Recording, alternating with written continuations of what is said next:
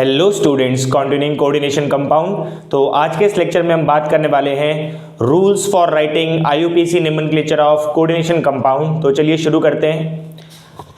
तो हेडिंग है हमारे पास rules for IUPAC nomenclature of complex compound.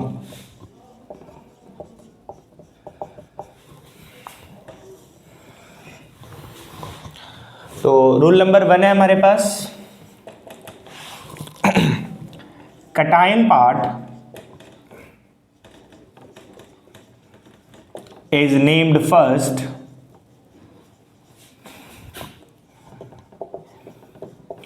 followed by naming of anion part। तो जब भी आप कॉम्प्लेक्स की नेमिंग करेंगे तो सबसे पहले आपको कटायन पार्ट की नेमिंग करनी है, उसके बाद आपको अनायन पार्ट की नेमिंग करनी है। Rule number 2, while naming the complex part,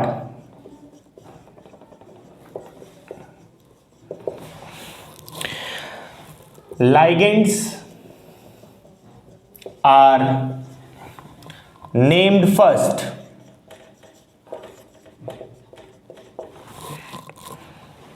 in alphabetical order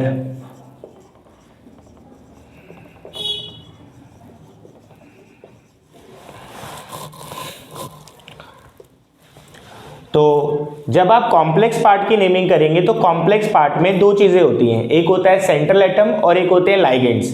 तो लाइगेंड्स का नाम पहले लिखा जाएगा और उसके बाद लिखा जाएगा सेंट्रल एटम का नाम। तो अगर आपके पास लाइगेंड एक से ज्यादा है तो उसके लिए एक मल्टीपल ऐड किया जाएगा, मल्टीपल प्रीफिक्स ऐड किया जाएगा before the name of the ligands. तो multiple prefix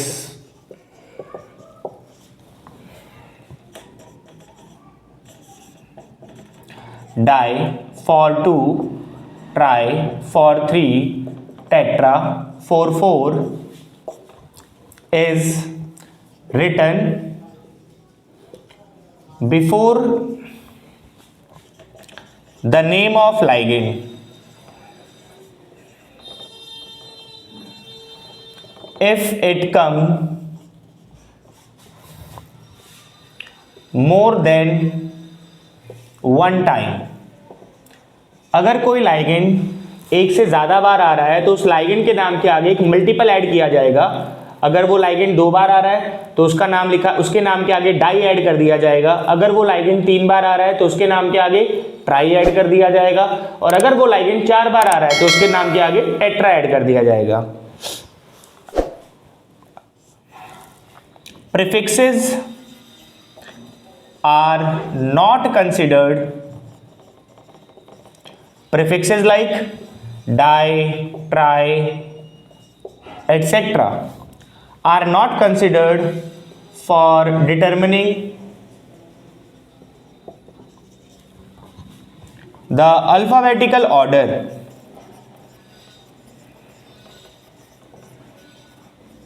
of ligands।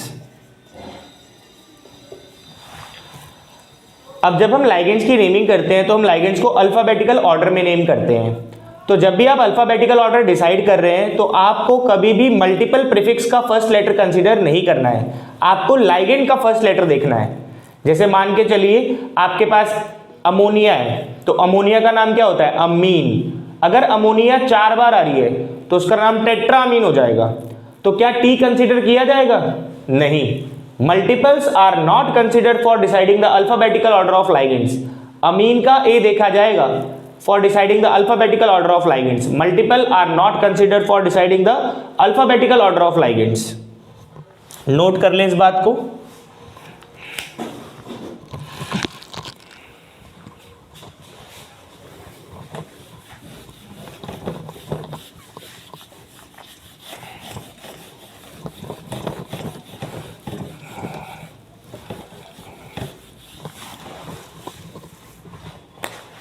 Rule number 3, in naming of abbreviated ligands,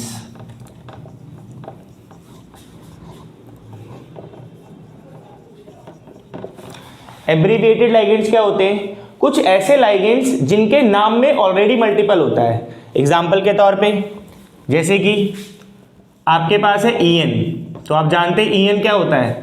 EN होता है इथाइलिन डाइअमीन। तो आप देख पा रहे हैं कि जो इसका नाम है इसमें ऑलरेडी एक मल्टीपल यूज हो रहा है, डाई। और अगर आपके पास एब्रीविएटेड लाइगेंड एक से ज़्यादा बार आता है तो उसके लिए आप नॉर्मल मल्टीपल यूज नहीं करते। अगर एक एब्रीविएटेड लाइगेंड 2 बार आ रहा है तो उसके लिए डाई यूज नहीं किया जाएगा, उसके लिए बिस यूज किया जाएगा। अगर एक एब्रीविएटेड लाइगेंड 3 बार आ रहा है तो उसके लिए ट्राई यूज नहीं किया जाएगा, उसके लिए ट्रिस यूज किया जाएगा। तो in naming of abbreviated ligands, if it come more than 1, then normal prefixes are not used. Normal prefixes are not used. तो अगर आपके पास कोई एब्रीविएटेड लाइगेंड 2 बार आ रहा है तो उसके लिए आप बिस यूज करेंगे। अगर आपके पास 3 बार आ रहा है एब्रीविएटेड लाइगेंड तो उसके लिए आप ट्रिस यूज करेंगे। 4 बार आ रहा है तो उसके लिए टेट्राकिस, 5 बार आ रहा है तो पेंटाकिस, और अगर 6 बार आ रहा है तो हेक्साकिस। तो इस बात का आपको ध्यान रखना है। नॉर्मल लाइगेंड्स में जो मल्टीपल यूज किए जाते हैं वो डाई ट्राई होते हैं, और जो एब्रीविएटेड लाइगेंड्स होते हैं उनके केस में आप यूज करते हैं bis for 2, tris for 3 and so on.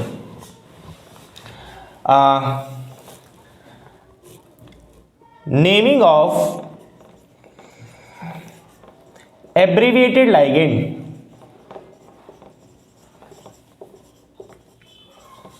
is enclosed in parenthesis। तो जब भी आप एब्रीविएटेड लाइगेंड का नाम लिखेंगे तो हमेशा उसका नाम पैरेंथेसिस में लिखा जाएगा। नॉर्मल लाइगेंड्स का नाम पैरेंथेसिस में नहीं लिखा जाता, लेकिन अगर आपके पास एक एब्रीविएटेड लाइगेंड है तो उसका नाम आप पैरेंथेसिस में लिखेंगे। Rule number 4, after naming of all the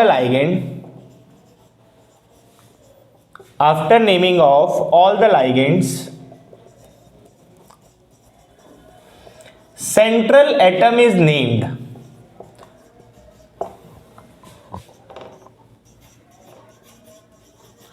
followed by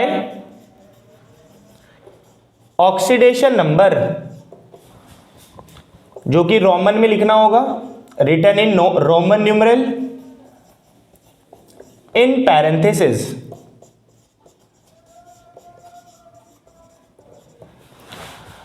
तो जब भी आप कॉम्प्लेक्स पार्ट का नेमिंग शुरू करेंगे तो सबसे पहले लाइगेंड्स का नाम लिखा जाएगा, वो भी अल्फाबेटिकल ऑर्डर में, और जब लाइगेंड्स की नेमिंग खत्म हो जाएगी उसके बाद नाम लिखा जाएगा सेंट्रल एटम का, एंड देन लिखा जाएगा oxidation number of central atom in Roman number enclosed in parenthesis. Note करें इस बात को।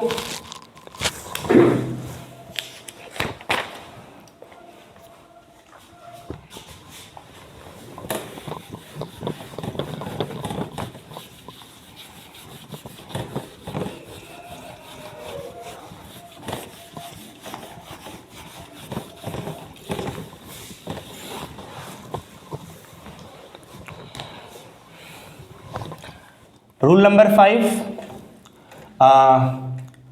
prefixes are not used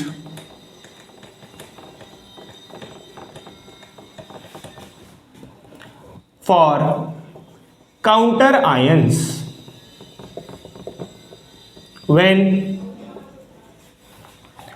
all counter ions are same।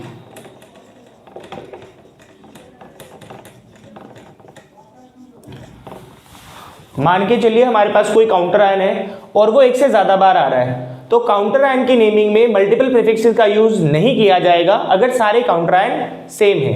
हाँ, अगर आपके पास more than 1 type of counter ion है तब उनके लिए भी मल्टीपल प्रीफिक्सेस का यूज किया जाएगा। तो चलिए शुरुआत करते हैं क्वेश्चन की। तो सबसे पहले क्वेश्चन नंबर 1 है हमारे पास, K4 FeCN होल 6। तो रूल नंबर 1, सबसे पहले कटायन पार्ट की नेमिंग की जाती है, उसके बाद अनायन पार्ट की नेमिंग की जाती है। तो आप देख पा रहे हैं ये कटायन पार्ट है और ये अनायन पार्ट है। ये हमारा काउंटर आयन है। काउंटर आयन 4 बार आ रहा है। काउंटर आयन के लिए मल्टीपल यूज नहीं किए जाते क्योंकि सारे के सारे काउंटर आयन सेम है। चारों के चारों पोटेशियम आयन है हमारे पास, तो इसके लिए आप मल्टीपल का यूज नहीं करेंगे। तो क्या नाम होगा इसका? इसका नाम होगा पोटेशियम। कटायन और अनायन के बीच में थोड़ा स्पेसिंग रखना है। तो अब आपका अनायन पार्ट शुरू हो चुका है जो कि कॉम्प्लेक्स पार्ट है। कॉम्प्लेक्स पार्ट में सबसे पहले लाइगेंड का नेम किया जाता है। किसका नेम किया जाता है? लाइगेंड का। कौन है ये? साइनाइडो। और क्योंकि ये सी से कनेक्टेड है तो इसका नाम हो जाएगा साइनाइडो सी। लाइगेंड कितनी बार आ रहा है? 6 बार आ रहा है, तो उसके नाम के आगे एक मल्टीपल जुड़ जाएगा, तो इसका नाम क्या होगा? इसका नाम होगा हेक्सा साइनाइडो। क्योंकि ये सी से कोऑर्डिनेट कर रहा है, क्योंकि ये एम्बिडेंटेड लाइगेंड है। जानते हैं आप साइनाइड को, 2 डोनर एटम होते हैं इसके पास, एक सी और एक एन। क्योंकि ये सी से कोऑर्डिनेट कर रहा है तो आपको मेंशन करना होगा कि ये सी से कोऑर्डिनेट कर रहा है। तो लाइगेंड का नाम क्या है? साइनाइडो। 6 बार आ रहा है तो नाम क्या हो जाएगा? हेक्सा साइनाइडो सी। उसके बाद सेंट्रल एटम का नेम लिखा जाता है। अनायन पार्ट में सेंट्रल एटम को क्या लिखा जाता है? आयरन है, तो इसको लिखा जाएगा फेरेट। क्या लिखा जाएगा इसको? Ferrate. Followed by oxidation number in parenthesis. तो हमें ऑक्सीडेशन नंबर निकालना होगा, चलो निकालते हैं। तो 4 टाइम्स पोटेशियम पे चार्ज +1 प्लस आयरन पे मान लो x 6 टाइम, साइनाइड पे चार्ज कितना होता है? -1 equal to charge on the complex. किसके इक्वल है ये? 0। न्यूट्रल है, 0 के इक्वल आ जाएगा। तो x किसके बराबर आएगा? -6 + 4 + 2, तो रोमन में यहाँ 2 आ जाएगा। तो ये हमारा आंसर है। नेक्स्ट क्वेश्चन है हमारे पास, जैसे कि K2 Na2 और FeCN होल 6। तो सबसे पहले कटायन पार्ट की नेमिंग होगी, उसके बाद अनायन पार्ट की। अब आप जानते हैं कि ये काउंटर आयन है। काउंटर आयन के लिए मल्टीपल प्रीफिक्स यूज नहीं होते अगर सारे काउंटर आयन सेम हो। लेकिन क्या यहां पर सारे काउंटर आयन सेम है? नहीं। तो आपको यहां पे क्या करना होगा? इनका मल्टीपल प्रीफिक्स लिखना होगा। तो क्या लिखा जाएगा इसका नाम? Di potassium, di sodium. ये कटायन पार्ट की नेमिंग हो चुकी है। अब अनायन पार्ट है हमारे पास। अनायन पार्ट में सबसे पहले, ये हमारा कॉम्प्लेक्स पार्ट है। कॉम्प्लेक्स पार्ट में सबसे पहले लाइगेंड का नाम लिखा जाता है। कौन है ये? साइनाइडो। कितनी बार आ रहा है? 6 बार। तो इसका नाम क्या हो जाएगा? हेक्सा साइनाइडो सी। क्योंकि कॉम्प्लेक्स पार्ट अनायन है तो सेंट्रल एटम का नाम फेरेट लिखा जाएगा। ये सब हमने रूल्स में लिखा हुआ है। फेरेट। ऑक्सीडेशन नंबर निकालेंगे सेम, तो यहां पर भी 2 ही आएगा। नोट कर लें, फिर कुछ और क्वेश्चन देखते हैं।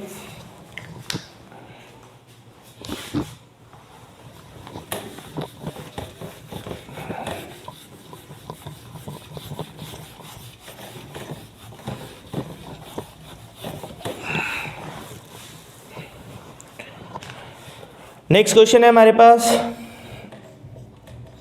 Fe4 FeCN whole 6। Question number 3। Question number 4 Fe whole thrice Fe, यहां पर होल थ्राइस है, Cn होल 6 होल ट्वाइस। तो चलो पहले ये वाला क्वेश्चन सॉल्व करते हैं। तो सबसे पहले आप जानते हैं ये क्या है आपके पास? Counter ion. अब यहां पर एक इंपॉर्टेंट पॉइंट है, नोट कर ले इस बात को। Whenever counter ion is transition metal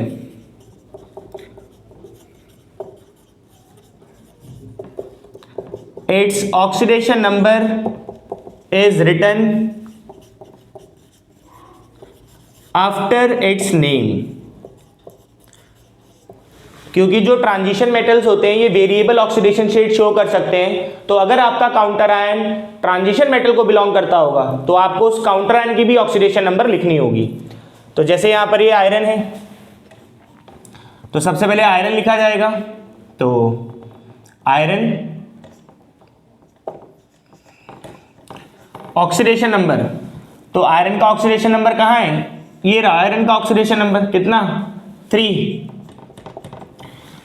iron का ऑक्सीडेशन नंबर हमेशा दूसरे के पैरों में होगा और इसका जो चार्ज होगा वो इसके पैरों में होगा। जानते हैं आप क्रिस क्रॉस करना, ये 2 है ये 3 है, तो इसका जो चार्ज है वो 2 था, तो वो किसके पैरों में पाया जाएगा, वो बी के पैरों में पाया जाएगा। ए का जो चार्ज है वो बी के पैरों में होगा और बी का जो टोटल चार्ज है वो ए के पैरों में होगा। तो सेम Fe का जो टोटल चार्ज है वो इसके अनायन पार्ट के पैरों में होगा 3। और चलो आगे क्या है, हमारे पास कॉम्प्लेक्स पार्ट है, ये अनायन है, तो क्या नाम हो जाएगा इसका, हेक्सा साइनाइडो सी। क्योंकि कॉम्प्लेक्स पार्ट अनायन है तो आयरन को क्या लिखा जाएगा, फेरेट। और अब हमें निकालना होगा इसका ऑक्सीडेशन नंबर। निकालते हैं ऑक्सीडेशन नंबर, कितना हो जाएगा 4 टाइम्स +3, क्योंकि आयरन के ऊपर चार्ज +3 है, प्लस इसको x मान लें, ये 3 टाइम्स आ रहा है, तो ये कितना हो जाएगा 3x, और ये कितना हो जाएगा 6 3 जा, ये 3x हो गया, ये कितना हो जाएगा 6 3 जा 18 इंटू -1 इक्वल टू 0। कितना हो जाएगा ये 12, 3x -18 equal to 0, 3x -6 equal to 0, x का वैल्यू कितना आ जाएगा 2। तो यहां पर ऑक्सीडेशन स्टेट 2 आ रही है, तो ये इसका आंसर हो जाएगा। सेम अगला क्वेश्चन इसी तरीके से ट्राई करेंगे।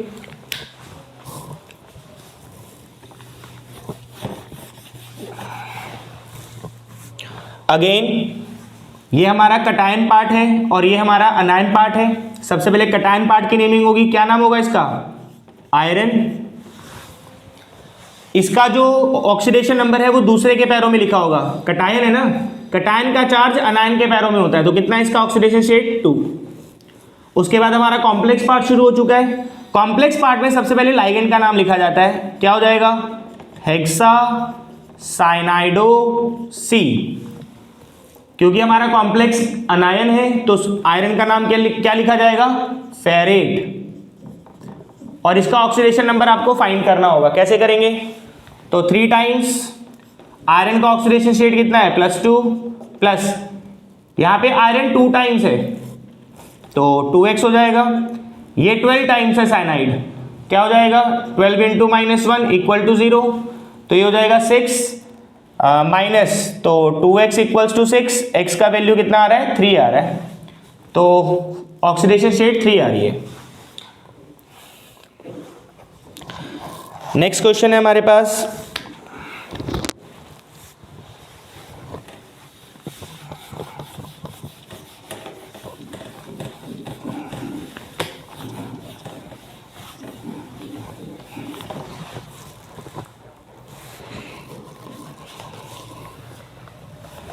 नेक्स्ट क्वेश्चन है CONH3 होल थ्राइस BrClI। ये क्वेश्चन दिया गया आपको। अब आप देख सकते हैं कि यहां पर सिर्फ आपको एक ही पार्ट दिया जा रहा है। अब आपको कैसे पता लगेगा, तो आप देख सकते हैं कि आपके पास सिर्फ एक कॉम्प्लेक्स है और उस कॉम्प्लेक्स के ऊपर कोई भी चार्ज नहीं है। इसका मतलब आपको एक न्यूट्रल कॉम्प्लेक्स दिया जा रहा है, न्यूट्रल कॉम्प्लेक्स है ये, ठीक है। तो सबसे पहले कॉम्प्लेक्स पार्ट में लाइगेंड्स की नेमिंग होती है, तो इसका नाम क्या है, अमीन, ए से शुरू हो रहा है, 3 बार आ रहा है, तो इसका नाम हो जाएगा ट्राईअमीन। लेकिन क्या टी कंसीडर किया जाएगा for deciding the alphabetical order of ligands? No, multiple prefixes are not considered for deciding the alphabetical order, only the name of ligand decide the alphabetical order. तो 3 बार आ रहा है, तो इसका नाम क्या हो जाएगा? ट्राइअमीन। ध्यान रखना डबल एम आता है। और एक और बात, हम लोग कॉम्प्लेक्स कंपाउंड की नेमिंग कर रहे हैं। कॉम्प्लेक्स कंपाउंड की नेमिंग में जो पहला अल्फाबेट होता है वो हमेशा स्मॉल लेटर होता है, ये भी बात आपको ध्यान रखनी है। तो ट्राइअमीन, ये आपके पास है ब्रोमो, ये है क्लोरो और ये है आइडो। तो bromo, chloro, iodo. Now central atom, if the complex is neutral then it is named normally. तो कोबाल्ट है तो इसको कोबाल्टी लिखा जाएगा। फॉलोड बाय ऑक्सीडेशन स्टेट, तो निकालना पड़ेगा ऑक्सीडेशन स्टेट। कैसे निकालेंगे? इसको x मान लें। 3 टाइम्स अमोनिया पे 0 चार्ज होता है, -1 होता है ब्रोमीन पर, -1 होता है क्लोरीन पर, -1 होता है आयोडीन पर, equal to charge on the complex. Complex neutral है तो इक्वल टू 0 हो जाएगा। तो यहां से x का वैल्यू आ रहा है आपके पास +3, तो यहां पर इसका कोऑर्डिनेशन ऑक्सीडेशन नंबर +3 आ जाएगा। नेक्स्ट क्वेश्चन है आपके पास PT Cl2En whole twice. Again यहां पर भी आपको यहां पर जो कॉम्प्लेक्स नजर आ रहा है, कॉम्प्लेक्स जो नजर आ रहा है वो न्यूट्रल कॉम्प्लेक्स है, ठीक है। कॉम्प्लेक्स पार्ट में सबसे पहले लाइगेंड्स का नाम लिखा जाता है। तो ये है क्लोरो, 2 बार आ रहा है, तो इसका नाम डाइक्लोरो हो जाएगा। क्या नाम हो जाएगा इसका? डाइक्लोरो। ये है इथाइलिन डाइअमीन, इथाइलिन डाई आ रहा है इसमें, एब्रीविएटेड लाइगेंड है ये। तो ये 2 बार आ रहा है। अगर एब्रीविएटेड लाइगेंड्स एक से ज्यादा बार आते हैं तो उसके लिए डाई यूज नहीं कर सकते आप फॉर 2, उसके लिए बिस यूज होता है। तो इसका नाम हो जाएगा बिस, इथाइलिन डाइअमीन। अब बताएं अल्फाबेटिकल ऑर्डर क्या होने वाला है? ये बिस इथाइलिन डाइअमीन है, लेकिन क्या मुझे बिस का बी कंसीडर करना है? No, multiple prefixes are not considered for deciding the alphabetical order of ligands. The name of the ligand decide the alphabetical order of ligands. तो ये सी से स्टार्ट होता है बेटा क्लोरो, और EN किससे शुरू होता है? इथाइलिन, ई से शुरू हो रहा है। तो ऑब्वियस सी बात है कि ये पहले आ रहा है, 2 बार आ रहा है, तो क्या नाम होगा इसका? डाइक्लोरो। ये एब्रीविएटेड लाइगेंड है, 2 बार आ रहा है, तो इसके आगे क्या लगेगा? बिस। क्या लगेगा इसके आगे? बिस। और एब्रीविएटेड लाइगेंड्स की नेमिंग किसमें की जाती है? पैरेंथेसिस में। पैरेंथेसिस में क्या हो जाएगा इसका नाम? इथाइलिन डाइअमीन। इस अमीन में सिंगल एम आता है, और जो अमोनिया का अमीन होता है उसमें डबल एम आता है, ये ध्यान रखना आपने। तो डाइक्लोरो, बिस, इथाइलिन डाइअमीन नॉर्मल है, न्यूट्रल कॉम्प्लेक्स है, तो प्लेटिनम को प्लेटिनम ही लिखा जाएगा। फॉलोड बाय ऑक्सीडेशन नंबर, तो ऑक्सीडेशन नंबर कैलकुलेट कर ले यहां पर आप। प्लेटिनम को x मान लिया, 2 times -1 chlorine, ethylene diamine neutral ligand होता है, इक्वल टू 0, तो यहां से x का वैल्यू +2 आ रहा है। तो ये हमारा आंसर हो जाएगा। नेक्स्ट नोट कर ले पहले इसको।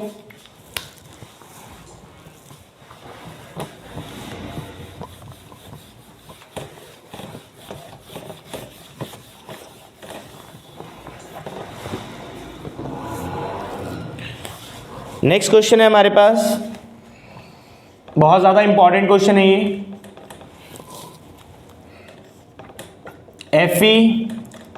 FeH2O whole 5 NO SO4। तो ये इंपॉर्टेंट है बहुत ज्यादा, क्योंकि है क्या ये है ब्राउन रिंग कॉम्प्लेक्स।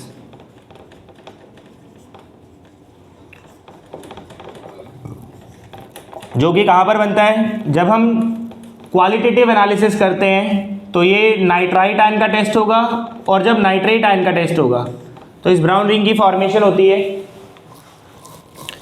तो क्या नाम होगा इसका? तो बहुत इंपॉर्टेंट है। यहां पर जो आपको NO दिख रहा है, ये आपको याद रखना होगा। यहां पर जो NO होता है वो NO+ होता है। यहां पर जो NO यूज हो रहा है वो NO+ है। यानी कि ये नाइट्रोसोनियम है, ये न्यूट्रल लाइगेंड नहीं है NO। याद रखना होगा आपको कि क्वालिटेटिव एनालिसिस में जो ब्राउन रिंग कॉम्प्लेक्स फॉर्म होता है उसमें जो NO होता है वो नाइट्रोसोनियम है, नाइट्रोसिल नहीं है, पॉजिटिव लाइगेंड है ये। हाँ जी, इसका नाम क्या होता है? एक्वा। 5 बार आ रहा है। अब ध्यान दें, सबसे पहले कटायन पार्ट की नेमिंग होगी, फॉलोड बाय अनायन पार्ट।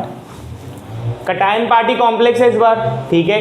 कॉम्प्लेक्स में पहले किसका नाम लिखा जाता है? लाइगेंड्स का। तो लाइगेंड्स की नेमिंग शुरू करें। पेंटा एक्वा।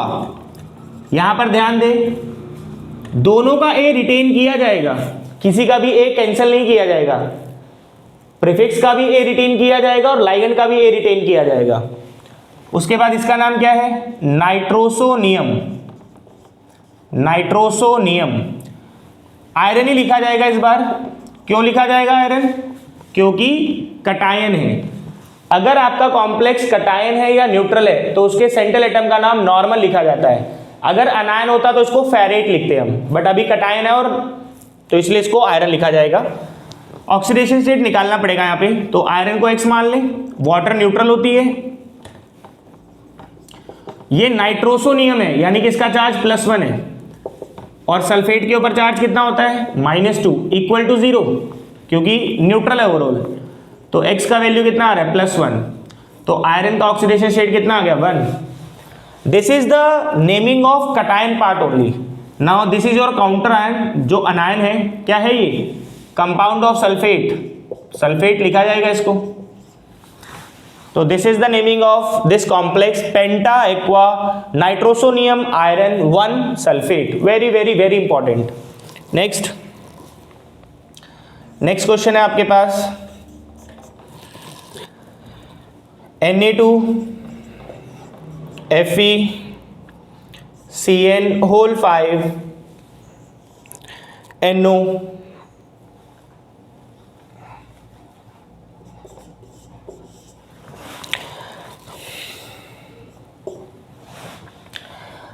तो ये भी बहुत इंपॉर्टेंट है। इसको कहा जाता है, कॉमन नेम है इसका सोडियम नाइट्रोपरसाइड।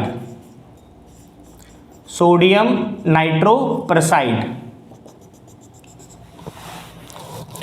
तो अगर हम इसका नाम लिखना चाहें तो क्या नाम होगा इसका? तो सबसे पहले कटायन पार्ट की नेमिंग की जाती है, सोडियम। उसके बाद अनायन पार्ट की। अनायन पार्ट कॉम्प्लेक्स है और कॉम्प्लेक्स पार्ट में सबसे पहले लाइगेंड्स का नाम लिखा जाता है। तो साइनाइड 5 बार आ रहा है, तो इसका नाम क्या होगा? पेंटा साइनाइडो। एम्बिडेंटेट लाइगेंड है तो आपको मेंशन करना होगा कि वो लाइगेट किससे कर रहा है? सी से लाइगेट कर रहा है। यहां पर भी आपको ध्यान रखना होगा, यहां पर जो NO यूज होता है, यहां पर ये जो NO यूज हो रहा है ये NO+ है, न्यूट्रल लाइगेंड नहीं है, ये NO+ है ये। तो इसका नाम हो जाएगा नाइट्रोसोनियम। पॉजिटिव लाइगेंड है ये, देखने में न्यूट्रल लगेगा बट आपको याद रखना है सोडियम नाइट्रोपरसाइड और ये जो ब्राउन रिंग कॉम्प्लेक्स है इसमें जो NO यूज होता है वो पॉजिटिव लाइगेंड होता है, नाइट्रोसोनियम। उसके बाद अनायन है तो आयरन को क्या लिखा जाएगा? Ferrate, followed by oxidation number. तो निकाल लें कितना आएगा? 2 सोडियम का, इसको X मान लें, -5 इसका क्या हो जाएगा? +1 इक्वल टू 0। कितना हो गया? 2 + 1 3, यानी कि 2 आ जाएगा। So this is your answer. तो ये 2 क्वेश्चन बहुत ज्यादा इंपॉर्टेंट है, एक आपके पास ब्राउन रिंग कॉम्प्लेक्स और एक आपके पास सोडियम नाइट्रोपरसाइड। यहां पर जो NO होता है वो न्यूट्रल लाइगेंड नहीं है, यहां पर जो NO यूज हो रहा है वो नाइट्रोसोनियम होता है यानी कि पॉजिटिव लाइगेंड। नोट करें इस बात को।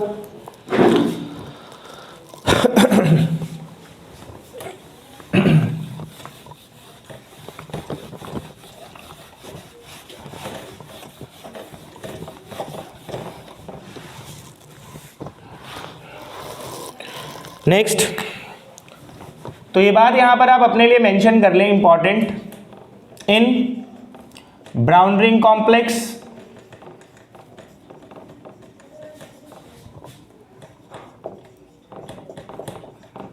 And sodium नाइट्रोपरसाइड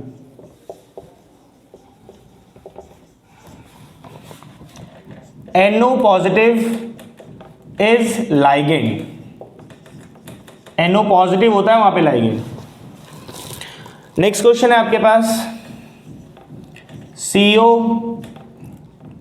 EDTA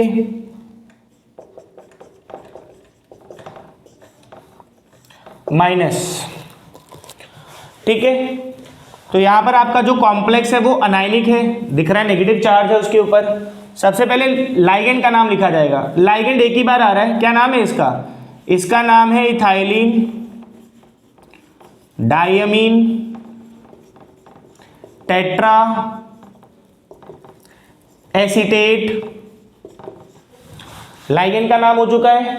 followed by naming of central atom, central atom cobalt है यहां पर, बट आपका जो कॉम्प्लेक्स है वो अनायन है, दिख रहा है उसके ऊपर चार्ज है नेगेटिव, तो इसको कोबाल्टेट लिखा जाएगा।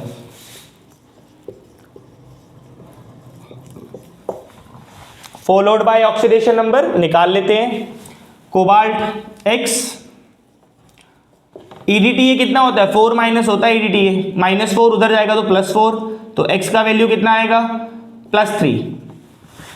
EDTA के ऊपर कितना चार्ज होता है, ये सारा हमने लाइगेंड्स की लिस्ट में लिखा हुआ है, तो वहां से आप देख सकते हैं।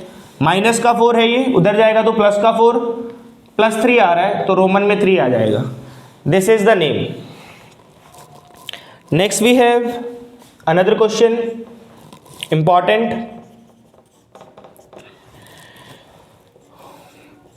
CO NH3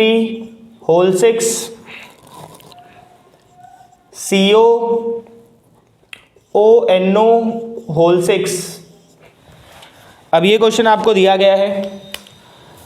इस क्वेश्चन में क्या है कि आपके पास जो कटायन पार्ट है वो भी कॉम्प्लेक्स है और जो आपके पास अनायन पार्ट है वो भी कॉम्प्लेक्स है, तो नेमिंग के रूल्स तो वही रहने वाले हैं। जैसे कि ये कटायन पार्ट है तो कटायन पार्ट की नेमिंग पहले होगी, कितनी बार आ रहा है ये लाइगेंड्स 6 बार, तो इसका नाम हो जाएगा हेक्सा अमीन कोबाल्ट। ऑक्सीडेशन स्टेट हमें नहीं पता तो फिलहाल अब इसको छोड़ दें आप। Now followed by naming of अनायन part, अनायन part में यह है ONO, इसको आप नाइट्राइटो O लिखेंगे, क्या लिखेंगे, क्योंकि O से लाइगेट कर रहा है, ये एम्बिडेंटेट लाइगेंड है, तो हेक्सा नाइट्राइटो O से लाइगेट कर रहा है, और क्योंकि ये अनायन पार्ट है तो कोबाल्ट को क्या लिखा जाएगा, कोबाल्ट को लिखा जाएगा कोबाल्टेट, कोबाल्टेट रोमन में इसका ऑक्सीडेशन स्टेट। अब यहां पर आपको ऑक्सीडेशन स्टेट डिसाइड करने में दिक्कत आएगी, क्योंकि जब भी आपके पास कॉम्प्लेक्स पार्ट कटायन होगा और कॉम्प्लेक्स पार्ट अनायन होगा तो वहां पर हमेशा आप कॉमन ऑक्सीडेशन स्टेट लेके चलेंगे। क्या लेके चलेंगे, कॉमन ऑक्सीडेशन स्टेट। जब भी आपके पास कॉम्प्लेक्स पार्ट और कॉम्प्लेक्स पार्ट, कटायन भी कॉम्प्लेक्स पार्ट है और अनायन भी कॉम्प्लेक्स पार्ट है, तो वहां पर हमेशा आप कॉमन ऑक्सीडेशन स्टेट लेके चलेंगे। जैसे एग्जांपल के तौर पे यहां पर देखा जाए तो ये जो अमोनिया है, अमोनिया पे तो कोई चार्ज होता नहीं है, तो यानी कि ओवरऑल देखा जाए तो ये क्या हो जाएगा 0। अब 0 तो हो नहीं सकता, तो लेट कर लो, एज्यूम कर लो, एज्यूम कर लो कि कोबाल्ट यहाँ पे क्या है, कोबाल्ट यहाँ पे +1 है, कोबाल्ट क्या है यहाँ पे +1, तो अगर ये +1 है तो ये कितना होगा, इसके ऊपर कितना होगा -1। ये जस्ट एज्यूम कर रहे हैं हम लोग, ठीक है। तो अगर ये -1 है तो यहां से x कितना आएगा, अगर मैं कोबाल्ट का निकालूं, कोबाल्ट का, इसको x मान लो, -6 इक्वल्स टू -1। देखो ये आयोनाइज अगर होगा, ये अगर आयोनाइज होगा तो ये बनाएगा +1, पूरे के ऊपर +1 आएगा, और ये बनाएगा -1, सिंपल है। तो अगर मैं इसका चार्ज निकालना चाहूं तो इसको x मान लो, x +6 टाइम इसके ऊपर -1 चार्ज होता है, equal to charge on the complex, कितना चार्ज है इसके ऊपर -1, तो यहां से +5 आ रहा है। यानी कि ये हुआ कि अगर ये +1 में है तो ये +5 होगा,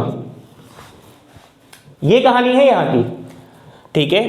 अगर ये +1 है तो ये +5 होगा, या फिर ये भी हो सकता है, ये तो मैंने एज्यूम किया था ना कि ये +1 है, ये भी तो कर सकते थे कि ये +2 है। अगर ये +2 एज्यूम करोगे तो ये +4 होना चाहिए। अगर इसको +3 एज्यूम करोगे तो ये +3 होना चाहिए। अब बात यह कि कौन सा ऑक्सीडेशन स्टेट आप लेंगे, तो हमेशा जब भी मेंशन नहीं किया होगा आपका कॉम्प्लेक्स अगर कटायन है, कॉम्प्लेक्स अगर अनायन है, तो वहां पर आप लेते हैं कॉमन ऑक्सीडेशन स्टेट। क्या लेते हैं? Common oxidation state. तो कोबाल्ट की कॉमन ऑक्सीडेशन स्टेट +3 होती है, तो +1 और +5 नहीं ली जाएगी, +2 और +4 नहीं ली जाएगी, +3 उसकी कॉमन ऑक्सीडेशन स्टेट होती है, तो क्या लिया जाएगा? +3।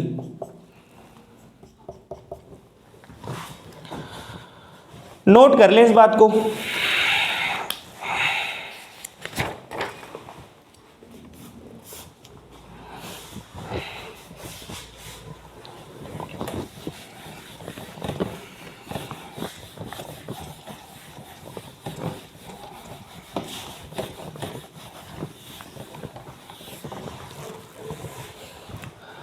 तो यहां पर हम एक लिस्ट बना लेते हैं कि कौन कौन से एलिमेंट्स कौन कौन सी कॉमन ऑक्सीडेशन स्टेट शो करते हैं। तो सम कॉमन ऑक्सीडेशन नंबर जो कि सेंट्रल एटम शो कर सकते हैं, स्कैंडियम और एल्यूमिनियम +3 में पाए जाएंगे हमेशा, जिंक और कैडमियम +2 में पाए जाएंगे, कोबाल्ट या तो +2 में पाया जाएगा या तो +3 में। तो अब समझ आ रहा है कि +1 और +5 क्यों नेग्लेक्ट किया, +2 और +4, सर +2 तो देता है ये, +4 नहीं दे सकता ना, इसलिए कॉमन कौन सा होगा? +3 और +3। आयरन +2 और +3 में पाया जाता है, सिल्वर +1 और +2 में पाया जाता है, +3। गोल्ड +1 और +3, निकल +2 और +4, प्लेटिनम +2 और +4। अल्कली मेटल्स की बात करें अगर हम, तो alkali metal variable oxidation state show नहीं करते, तो ये सिर्फ +1 में पाए जाएंगे। अल्केलाइन अर्थ मेटल ये भी वेरिएबल ऑक्सीडेशन स्टेट शो नहीं करते, तो ये भी +2 में पाए जाएंगे। और रहा क्रोमियम, तो क्रोमियम की पॉसिबल ऑक्सीडेशन स्टेट +3 होती है और +6 होती है। तो ये कुछ पॉसिबल ऑक्सीडेशन नंबर हैं, ये आपको हेल्प करेगा जब आपके पास कॉम्प्लेक्स पार्ट कटायन है और कॉम्प्लेक्स पार्ट अनायन है, तब आपको डिसाइड करना होगा कि most possible oxidation state central atom क्या शो कर सकते हैं, तो उससे ही आप डिसाइड करेंगे कि करेक्ट ऑक्सीडेशन नंबर क्या होने वाला है। That's it for now, thank you.